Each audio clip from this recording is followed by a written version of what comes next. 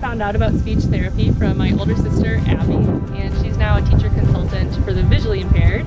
And so she was doing some work in schools, and she told me that speech therapy seemed like something I would really enjoy. And so my senior year of high school, I job shadowed a speech therapist once a week in the schools and got to see her do sessions and help out with materials, and it seemed like a good fit. So I started attending Calvin in Grand Rapids for speech therapy.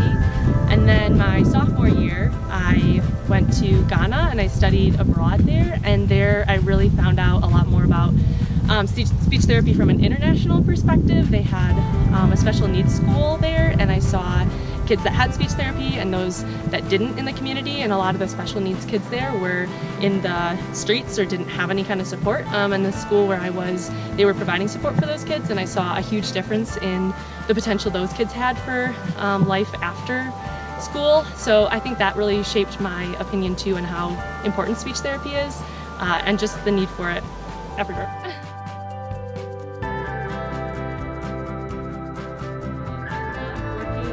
Other professionals, so whether that's working with other OTs, I've done a couple sessions with them, and that's been really cool to see collaboration, and then working with the families as well.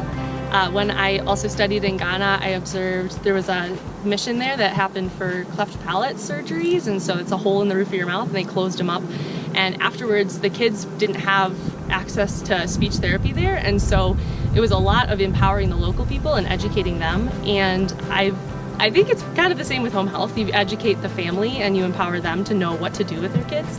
And I think that's been really cool to see when families follow through and work with their children outside of our sessions, and you see progress, and that's one of the most satisfying things.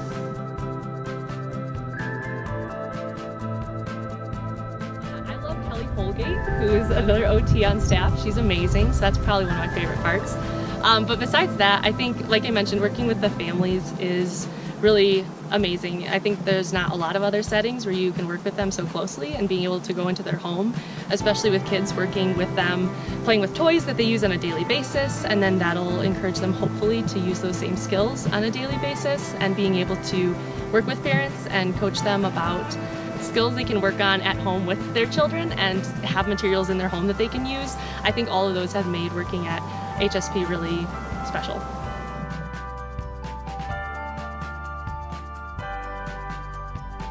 First say not to graduate in the midst of a pandemic, because it's been a crazy year, and I just graduated, and finding a job and moving and all of that has been wild. It's been a crazy year for everyone, but definitely avoid that if you can. But then also job shadowing would be my advice. I did that in high school, and I think that was really helpful for seeing what I could do as a career. And I job shadowed a lot of different occupations actually, besides even just speech therapist. I did like a radio technician and a physical therapist, and then from that realized that this is what I wanted to pursue. And I think a lot of people go into school maybe not quite knowing what they'd like to do, and so job shadowing I think is really helpful for figuring out maybe some place you could see yourself long term.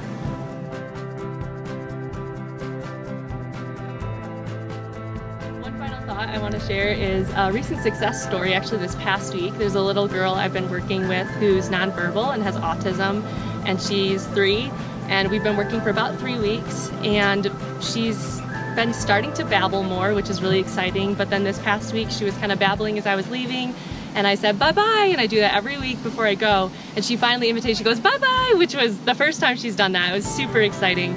I feel like seeing the kids that have started out with a lot more barriers in their way, it's that much more of a celebration when they finally reach a goal we've been working towards.